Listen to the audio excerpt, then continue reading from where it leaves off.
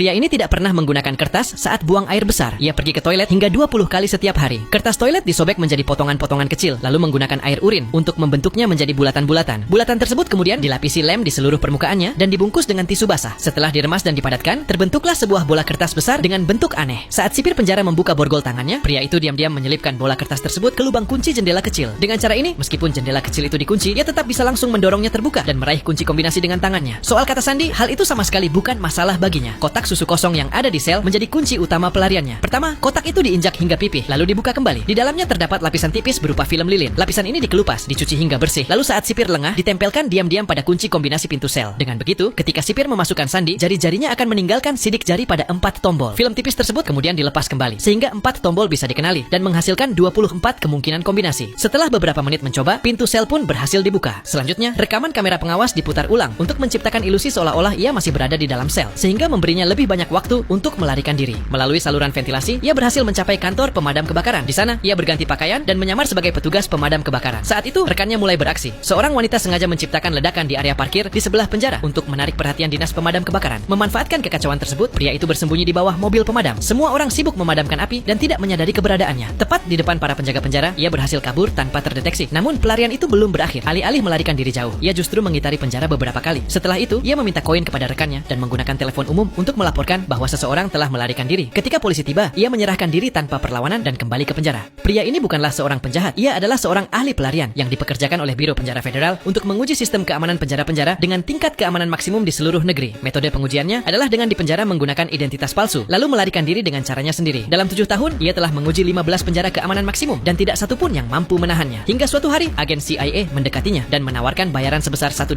untuk menguji keamanan sebuah penjara misterius milik CIA. Demi bayaran simbolis itu, ia menerima tugas tersebut. Seperti sebelumnya, semuanya disiapkan dengan rapi. Identitas palsu, orang penghubung, dan kode evakuasi untuk menjamin keselamatannya. Rekannya bahkan menanamkan alat pelacak di dalam tubuhnya. Namun, yang tidak ia ketahui adalah sejak saat ia menerima tugas ini, ia telah terperangkap dalam sebuah konspirasi besar.